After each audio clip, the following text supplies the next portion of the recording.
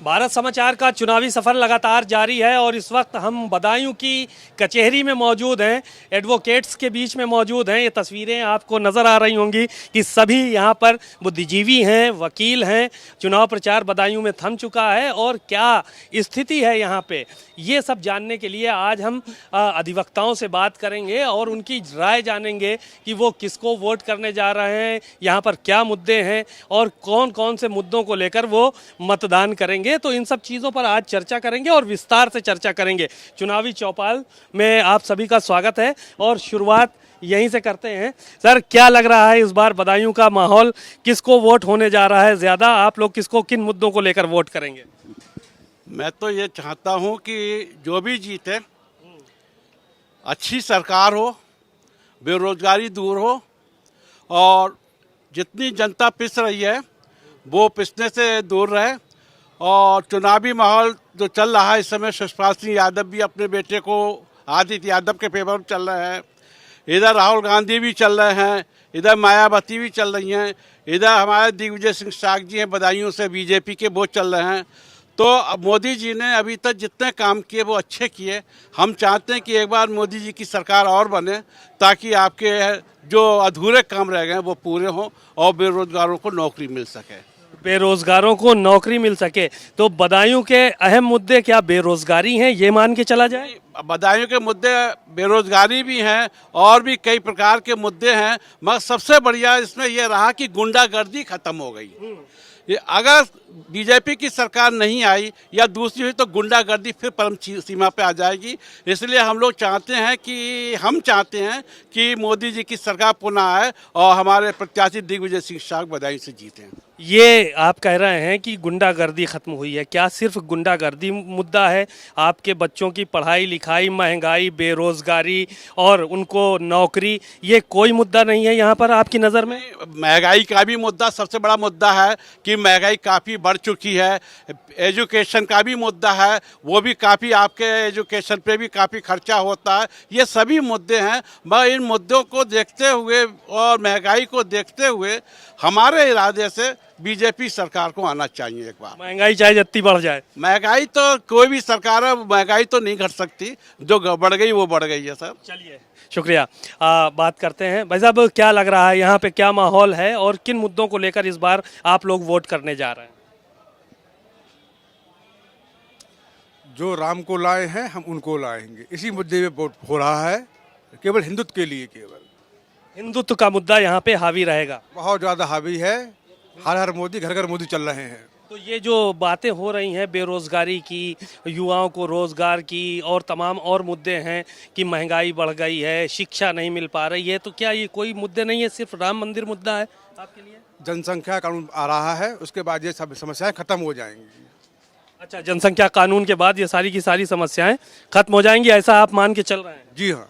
चलिए, सर, क्या लगता है आपको कि यहाँ पे क्या मुद्दे होने चाहिए चुनाव को लेकर और इस बार किन मुद्दों को लेकर आप लोग वोट करेंगे, यहाँ की जनता वोट करेगी? देखिए, मुद्दा तो विकास का होना चाहिएगा। बदायूं में, बदायूं से बरेली तक को, चाहे आप ओवर ब्रिज लें, चाहे मेडिकल कॉलेज लें, चौड़ी सड़कें लें, ये सब सपा काल में हुई। भाजपा के में कोई नहीं हुआ, कुछ विकास नहीं हुआ। केवल नाम है कि हम राम को लाए हैं। अरे राम को तो राजा दशरथ लाए थे, ये क्या लाएंगे? लेकिन नाम एक दिया जा रहा है कि राम को ये लाए हैं। कल हो सकता है जो कुछ और भी क्या लिख लें, हो सकता है कि भारत ही हमने बनाया, पहले भारत था ही नहीं। दूसरी बात, विकास कुछ नहीं, क्राइम टॉप पे चल रहा है। बदायूं में एक जज साहब ने सुसाइड किया, क्यों किया? जज पढ़ी लिखी थी, देखने में अच्छी थी, अच्छे परिवार की थी, क्या मालूम पड़ा क्यों सुसाइड हुआ? बदायूं में 10 दिन तब बीतते हैं जब एक सुसाइड हो जाता है। क्राइम का ये हाल है, FIR लिखी नहीं जा रही है। दूसरी बात, हमारी सपा की सरकार थी, वकीलों को बैठने के लिए सीमेंटेड चैम्बर बने जो कि मेरे राइट हैंड पे हैं। और विकास जो बीजेपी का हुआ, देख लीजिए, गंदगी देख लीजिए मेरे चैम्बर के सामने, सफाई व्यवस्था नहीं है। आप रामपुर जाइए, समाजवादी पार्टी में नगर विकास मंत्री ने रामपुर को चमन कर दिया और बदायूं के नगर विकास मंत्री को एक सीवर पाइपलाइन ही डाल पे ली। क्या कर रहे हैं? केवल ड्रामा है, बस नारेबाजी कर लो, हम अच्छे दिन लाएंगे। आज कह रहे थे कि यदि मैं अब किसी से कुछ नहीं करूँ तो मेरे लात मार देना। पहले कह रहे थे कि मुझे 6 महीने में कुछ नहीं कर पाऊँ तो मुझे हटा देना। आप बताइए, नोटबंदी हुई, क्या कोई एक बैंक वाला सस्पेंड हुआ? कोविड काल के अंदर इतना भ्रष्टाचार व्याप्त हुआ, इतना लूट हुई, क्या किसी डॉक्टर के खिलाफ कार्रवाई हुई? केवल ये पागल बनाने वाले नारे ऐसे देते हैं जिससे कि आदमी खुश हो जाए। ना महंगाई पे कंट्रोल है, ना भ्रष्टाचार पे है, ना किसी और बात पे, ना सफाई पे है। तो गुंडागर्दी तो होती थी, गुंडागर्दी एक बड़ा जो है वो यहाँ पे इल्ज़ाम लगाया जाता है आप लोगों पे जिनको आप समर्थन कर रहे हैं कि गुंडागर्दी होती थी, बूथ लूट लिए जाते थे, सेक्टर मजिस्ट्रेट फर्जी चलाए जाते थे। ये सारी की सारी बातें अब निकल कर सामने आ रही हैं, कह रहे हैं कि गुंडागर्दी समाप्त कर दिया, रामराज आने वाला है यहाँ पर। हाँ, ये सही है, गुंडागर्दी समाप्त कर दी, इसका नया रूप दिखाऊंगा। आज मैंने अभी देखा था कि बदायूं में जो समाजवादी प्रधान थे उन सबको उठा लिया गया, लेकिन शायद ये उनकी लिखा पढ़ी में गुंडागर्दी नहीं है। गुंडागर्दी तो अब हो रही है कि जो आदमी गवर्नमेंट के खिलाफ जा रहा है उसे उठा लिया जा रहा है। ये क्या हो रहा है? गुंडागर्दी अब है, तब नहीं थी, उस वक्त नहीं थी। चलिए, और भी लोग हैं, उनसे बात करते हैं और जानने की कोशिश करते हैं कि माहौल क्या है और यहाँ के जो एडवोकेट्स हैं वो क्या सोचते हैं। सर, क्या सोचते हैं आप इस पूरे माहौल को देखते हुए? चुनाव क्योंकि होने जा रहे हैं और आप लोग कहीं ना कहीं एक पढ़े लिखे अधिवक्ता हैं, यहाँ पर बुद्धिजीवी में शुमार किया जाता है अधिवक्ताओं को, तो क्या सोच है आपकी? हमारी तो सोच ये है कि समाजवादी पार्टी को आना चाहिए। जितना रोजगार समाजवादी पार्टी ने दिया, बीजेपी ने उतना नष्ट किया। आज तक बीजेपी सरकार ने 10 साल से चल रही कोई भी भर्ती पुलिस की, मिलिट्री की पूरी नहीं की। किसी प्रकार का रोजगार नहीं था। जो रोजगार यूपी में समाजवादी पार्टी ने दिया वो भी इन्होंने छीन लिया। कितने शिक्षा मित्रों ने अपनी आत्महत्याएं की, कितने आंदोलन किए, लेकिन इनके किसी तरीका से इन्होंने कोई विकास नहीं किया, कोई नौकरी नहीं दी। और रहा सवाल बदायूं का, तो बदायूं में किसी प्रकार का, अभी हमारे पिछले एमपी महोदय रहे, उन्होंने कभी बदायूं को मुड़ के नहीं देखा। सांसद जी धर्मेंद्र यादव थे, वो अपना पूरा कार्यकाल उन्होंने बदायूं को लिए दिया। हर 5वें दिन 6ठे दिन बदायूं आते थे। बदायूं को जो विकास माननीय धर्मेंद्र यादव जी ने किया, समाजवादी सरकार ने किया, वो आज तक हमारे लाइफ में, मेरी एज लगभग 60 वर्ष की होने जा रही है, 50 साल में मैंने इतना विकास बदायूं में नहीं देखा। बदायूं में कोई मेडिकल कॉलेज नहीं था, बदायूं में मेडिकल कॉलेज दिया, ओवर ब्रिज दिया, रोड चौड़े दिए, कितनी सुविधाएं दी, ये समाजवादी पार्टी ने दी। और ये गुंडागर्दी तो उनके राज्य में थी नहीं, उनके शासनकाल में थी नहीं। गुंडागर्दी तो अब हो रही है। कल हमें थाना बिलसी का, मूसाजाक का, सहसवान का सूचनाएं मिली कि जितने भी लोग समाजवादी को वोट डालने वाले, हर गांव से 10-15 लोगों को उठवा के और 107-16 का चालान किया जाता है, उनको जेल भिजवाया गया। और एसडीएम महोदय ने कह दिया कि इलेक्शन के बाद इनको रिहा किया जाएगा, जबकि ऐसा प्रोविजन नहीं है। मतलब कोई किस तरीके से, मतलब जो बेलेबल ऑफेंस है उनमें जमानत मिल जाना चाहिए, लेकिन नहीं मिलती है। तो सब कुल मिला के जो बेरोजगारी इस बीजेपी सरकारों में बढ़ी है, पूरा देश जहाँ खड़ा है। अब माननीय प्रधानमंत्री कहते हैं राम को लाए। अरे कभी ये नहीं कहते जीएसटी और एसएसटी भी तो लाए, किसान वो भी तो वही लाए हैं। जो भट्टे से ईंट हमको मिलती थी 5,000 4,000 जीएसटी लगा के, आज हमें मिल रही है 8,000 रुपया। तो जीएसटी वो लाए, एसटी वो लाए। क्या कोविड काल के दौरान इस भारत की जनता ने नहीं देखा? उन्होंने ये तो कह दिया, वाहन सब बंद करा दिए। लड़कियां 1500 किलोमीटर मोटरसाइकिल चलाकर अपने गंतव्य स्थान को पहुंच रही थी। अगर हमारे प्रधानमंत्री चाहते कि 24 घंटा के लिए पूरे भारत के सभी वाहन फ्री कर दें, सबको अपने स्थान पहुंचा दो, पहुंच जाते, लेकिन ऐसा उन्होंने नहीं किया। लोग फुटपाथों में मरे, लोगों की डिलीवरी लड़कियों की रोड पे हो गई, औरतों की, लेकिन किसी ने तरस नहीं खाया था। ये चाहते पूरे सत्ता में रहते हुए तो 24 घंटे के लिए या 2 दिन के लिए सारे हिंदुस्तान की ट्रेन और roadways bus, private bus free कर देते। जितना मजदूर वर्ग था बाहर था, वो अपने अपने घरों पहुंच जाता। सिर्फ इनका ये मुद्दा है कि इनका झूठ बोलने की कला वो है, इनका झूठ भी सच के समान लगता है। इन्होंने जितना अपना पहले चुनाव में बनाया था कि 15 लाख रुपए जाएंगे, किसान को ये देंगे, किसान की आय दोगुनी करेंगे। मैं भी किसान हूँ, अधिवक्ता हूँ, और अब तक बीजेपी सरकार ने किसी प्रकार का अधिवक्ता वर्ग के लिए कोई लाभ नहीं किया। माननीय समाजवादी सरकार की जब बनी थी तो हम समस्त यूपी के अधिवक्ताओं को पक्के चैम्बर बने, जिनमें आज हम लोग पंखे के नीचे, छत के नीचे बैठते हैं।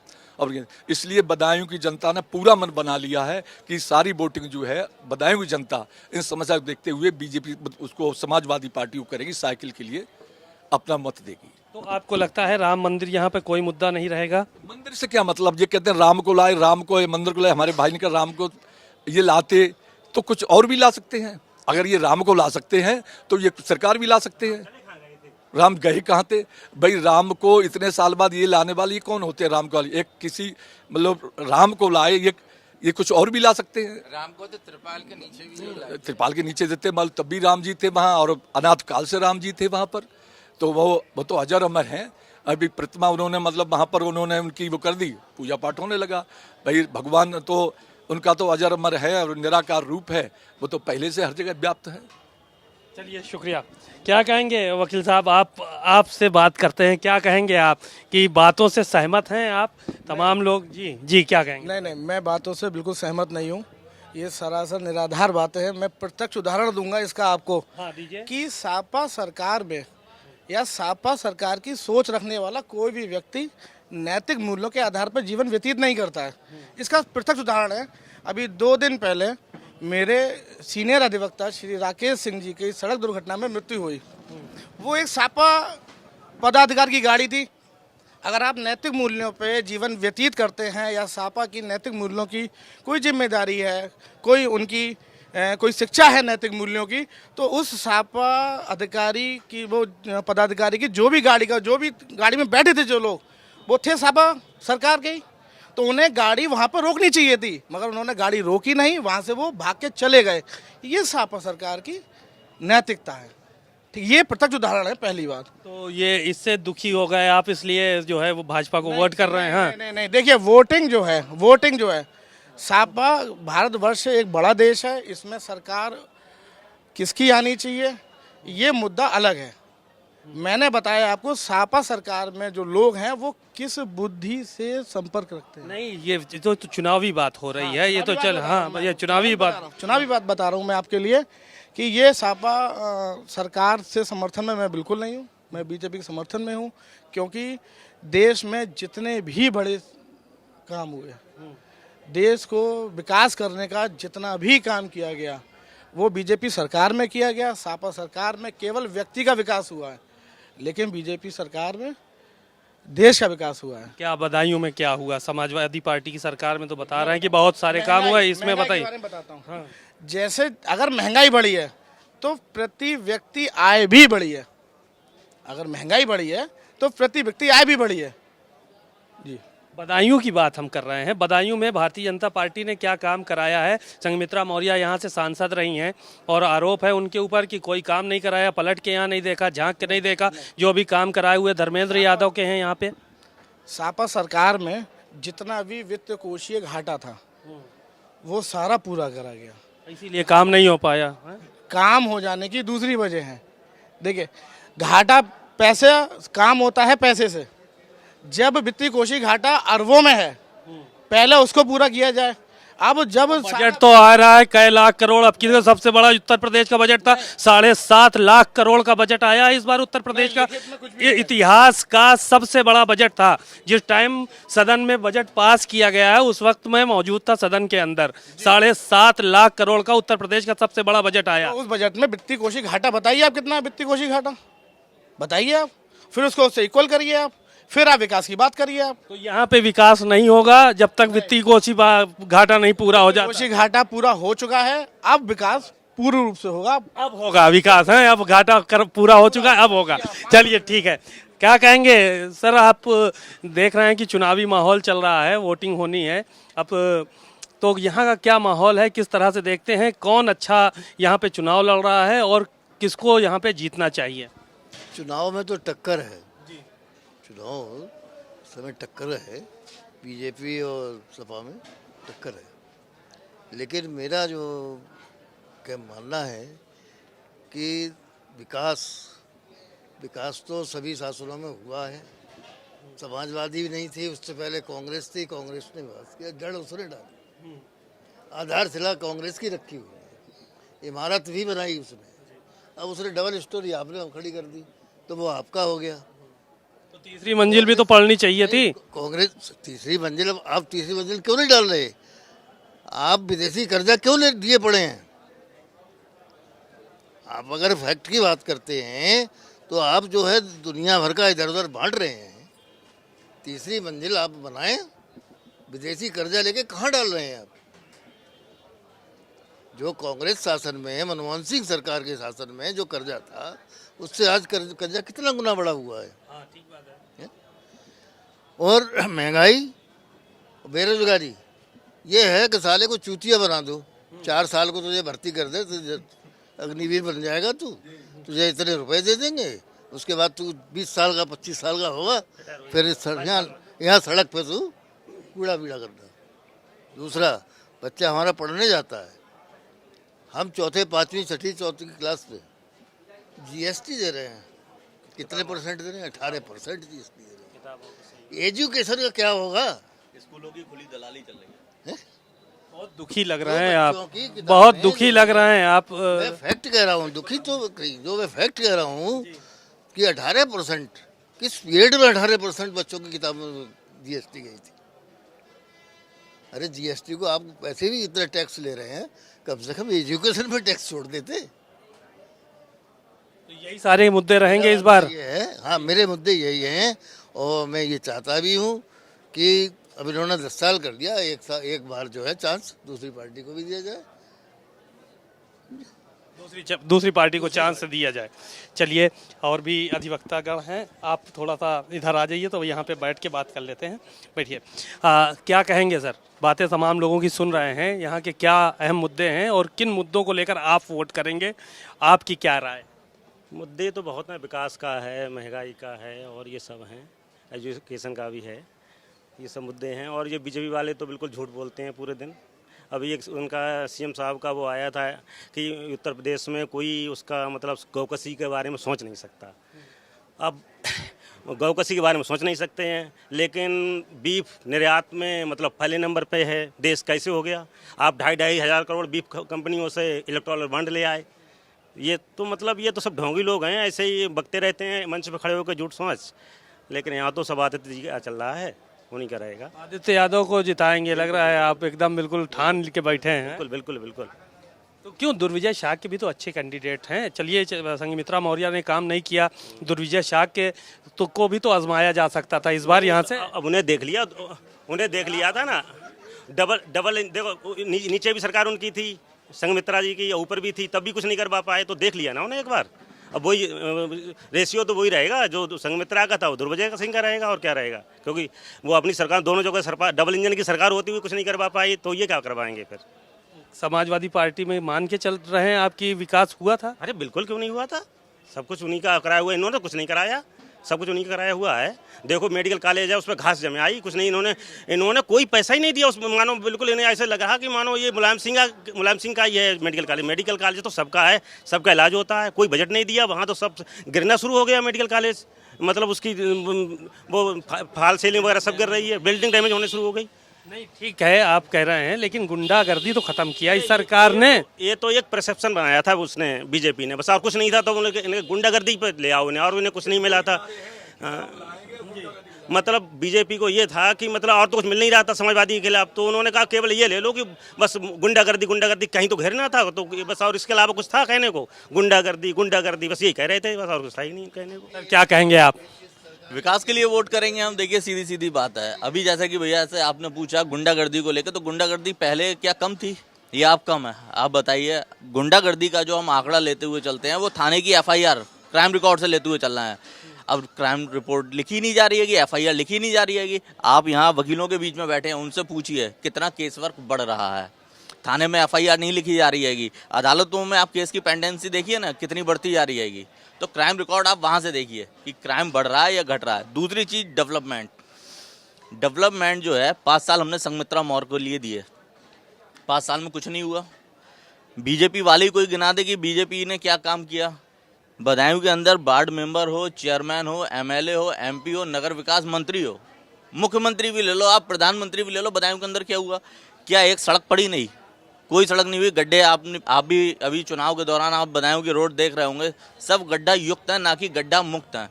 ये कलेक्ट्रेट कैंपस है, यहाँ डीएम साहब बैठते हैं, हमारे पास में हमारे नगर विकास मंत्री रहते हैं और चेयरमैन भी आती नहीं। क्या यहाँ पे स्वच्छ भारत अभियान चल रहा है? आप पीछे देखेंगे नालियाँ सालों से साफ नहीं हुई हैं, रोड पे झाड़ू नहीं लगी हैगी। यहाँ पे पूरे जिले का आदमी आता है न्याय पाने, और वो देखता है। कम से कम कलेक्ट्रेट कैंपस तो ऐसा है जहाँ सारी सुविधाओं को ध्यान दिया जाए। यहाँ एक मोटरसाइकिल का स्टैंड तक नहीं है। क्या हो रहा है देश में?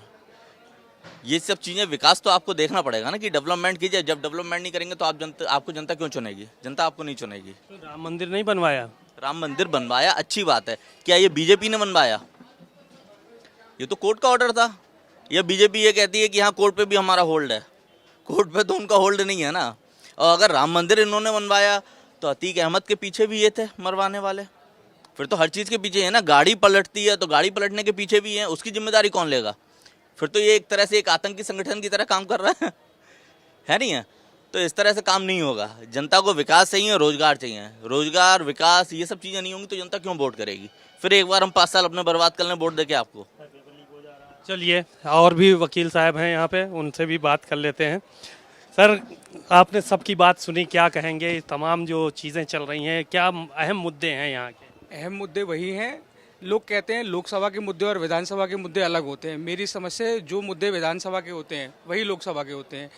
यहाँ आप देखेंगे जब मॉरल कोड ऑफ कंडक्ट लागू हो जाता है उसके बाद कहते हैं कि कोई चीज़, किसी तरीके का कोई निर्माण नहीं होता। सीएम आए, रातों रात सड़क पड़ गई। नगर विकास मंत्री जो यहाँ से थे उनके घर के बाहर तक कूड़ा लबलबा तक रहता था। एक आप रामपुर की हालत देख लीजिए, एक आज आप बदायूं की हालत देख लीजिए। कुछ नहीं किया, जगह जगह सिर्फ मूर्तियां खड़ी कर दी। ऐसी जगह मूर्तियां खड़ी कर दी ब्लाइंड स्पॉट्स पे आए दिन रोज। चाहे आप उझानी का स्पॉट देख लीजिए, चाहे आप मेडिकल कॉलेज पुलिस लाइन चौराया देख लीजिए, आप चाहे आप मेडिकल कॉलेज देख लीजिए, रोज 2-4 एक्सीडेंट होते हैं। और रही बात गुंडागर्दी खत्म होने की, वो तो खैर उन लोगों का कहने का है। अब मेरा ही देख लीजिए, मुझे टक्कर मारी एक बीजेपी के नेता ने, मेरी एफआईआर नहीं लिखी गई। वो तो अधिवक्ताओं का संघ था तो उनके प्रेशर में मुझ पर इतना प्रेशर डाला गया नीचे से लेके ऊपर तक का कि नहीं एफआईआर मत लिखवाओ, ये मत करो, वो मत करो। पर नहीं, यहाँ सत्ता के विधायक के खास थे, वो नहीं लिखी गई एफआईआर मेरी। 15 और वो अधिवक्ता भी नहीं था। वो कहते, मुझे फोन आता था कि वो अधिवक्ता है, आप अधिवक्ताओं से सेटलमेंट कर लीजिए। वो अधिवक्ता भी नहीं थे, कहने को नहीं हुआ। यहाँ सब अधिवक्ता बैठे, इनके सहयोग से क्या कहते हैं एफआईआर लिखी गई उसमें भी। सब बाकी के मुद्दे क्या है? आप शिक्षा का मुद्दा देख लीजिए। आपने बेरोजगारी कम करने के लिए पहले तो आपने एक बहुत बढ़िया स्टंट किया। नर्सरी को आपने जो प्राइमरी एजुकेशन में एडमिशन लेने की जो थी वो आपने 3 की जगह 4 साल कर दी। ग्रेजुएशन आपने क्या कहते हैं 4 साल का कर दिया। आपने नीचे से 1 साल कम कर दिया, ऊपर 1 साल कम कर दिया। जाहिर सी बात है अनएम्प्लॉयमेंट का आपका आंकड़ा में 25 से 30% का फर्क आ जाएगा। अभी 3 तारीख को इतनी बड़ी घटना हुई है जो बीजेपी कहती है मणिपुर, इनका सब तरफ कहा जाता है कि ड्रग्स फ्री कंट्री की लड़ाई है। मणिपुर में कुकीज़ और मैतीस की लड़ाई ड्रग्स के होल्ड को लेकर, ड्रग लॉर्ड माना जाता है। म्यांमार से लेके उनकी लड़ाई ड्रग होल्ड को लेकर है। अब आप बताएं, 3 तारीख को दिल्ली हाई कोर्ट ने government ministry of home affairs को एक नोटिस इशू करके ये पूछा है कि एक जर्नलिस्ट है BR अरविंद दक्षन करके, उन्होंने कहा है NCRB की रिपोर्ट में 2018 से लेकर 20 में ड्रग्स सीजर में 72,000 किलो हेरोइन और MHA के रिकॉर्ड्स में 72,000 किलो हेरोइन कहाँ गई? उसका अगर आप मार्केट वैल्यूएशन करेंगे तो वो 6 लाख करोड़ है आज के दिन में। कहाँ है वो? क्या कर रहे हैं आप लोग? कहाँ बांट रहे हैं? यहाँ के गलियों में बंटता वो दिख नहीं रहा हम लोगों को, या कोई तना समझ नहीं होता? सबको पता है खूब अच्छी तरीके से क्या हो रहा है, कहाँ नहीं जा रहा है। वो यही है ना। अब आप जो मुंह से कहेंगे या तो आप कह देंगे अरे साहब ये तो वो है इनके समाजवादी वाले संघ। ऐसा नहीं है, हम समाजवादी के भी संघ थे, हम बीजेपी के भी संघ थे। कुछ नीतियाँ अच्छी थी पर उन अच्छी नीतियों को आप लोग दबाते जा रहे हैं बुरी तरीके से। उसके बाद अब आप यहाँ की हालत देख लीजिए। यहाँ बारिश में लोकल मुद्दे देखिए, इस सड़क पे इतना पानी भरता है कि हम लोगों को बैठने में शर्म आती है। यहाँ पे लोग बाहर से आदमी आते कहते हैं अरे सर आप लोग ऐसे बैठे हुए यहाँ पे। ये बात वकील साहब ने बिल्कुल ठीक कहा। यहाँ पे DM साहब भी आते हैं, MLA साहब भी आते हैं, MP साहब भी आते हैं, उनसे हजारों बार का वो हाथ जोड़ देते हैं अरे साहब हमारे बस का नहीं है। जब आपके बस का नहीं है तो फिर हम आपको चुने क्यों? ये तो बहुत छोटे से मुद्दे हैं। चलिए ठीक है, आप कुछ कहना चाह रहे थे, आपकी बात रह गई थी, आपसे बात करते हैं। सर क्या कहना चाह रहे थे? मेरा कहना ये था कि 10 साल सेंट्रल गवर्नमेंट में रह ली, यूपी में भी रह लिया। बदायूं जिले में जो स्वच्छता अभियान है, मोदी जी के जगह जगह शौचालय पे फोटो लगे हुए हैं, एक सीवर लाइन तो बदायूं को दे नहीं पाए। नगर विकास मंत्री यहाँ का हो और एक सीवर लाइन नहीं। और दूसरी बात, आप वकीलों ने कहा कि बच्चों को सबसे पहली चीज देश के विकास के लिए शिक्षा है, और बच्चों की किताबों पर GST लगा दी है। किधर शिक्षा दे रहे हो आप? तो ये चाह रहे हो कि ये अंधभक्त रहें, बस राम का गुणगान करें और इनको वोट देते रहें और भीख मांगें। मंदिर के आगे बैठ जाएंगे, भीख मिल निकलेगी। बस यही कहो कि राम को लाए हैं, इतना झूठ बोलते हैं। कहाँ से राम को लाए हैं? ये राम की एक मूर्ति नहीं लाए हैं, वो भी यहाँ तक मेरी जानकारी में शायद वो भी किसी मुसलमान ने ही बनाई है मूर्ति राम की, भगवान राम की। तो ये सब बातें जो हैं, ये सब बातें अच्छी नहीं हैं। और अभी जो एक्सीडेंट की अभी एक बात हुई कि एक वकील साहब का एक्सीडेंट हुआ है, शायद इन वकील साहब को नहीं मालूम होगा, उनके एक हाथ में पंजा ही नहीं था, वो एक हाथ से गाड़ी चलाते थे। गाड़ी चलाते में गाड़ी डिसबैलेंस हुई, गाड़ी जीप की भी गलती है, गाड़ी की भी गलती है, लेकिन उनसे भी गाड़ी नहीं संभली, उस कारणों से एक्सीडेंट हुआ है। तो मेरा ये चलिए ठीक है, आपने अधिवक्ताओं की बातों को सुना और जाना कि यहाँ के क्या मुद्दे हैं, किन मुद्दों को लेकर वोट करेंगे। बहरहाल परिणाम क्या होंगे ये तो 4 जून को पता चलेगा, लेकिन अभी तमाम तरह की अलग अलग लोगों की राय हैं और अलग अलग मुद्दों को लेकर लोग यहाँ पर वोट करेंगे। कैमरामैन अमरीश राजवंशी के साथ सीमा नकवी, भारत समाचार, बदायूं।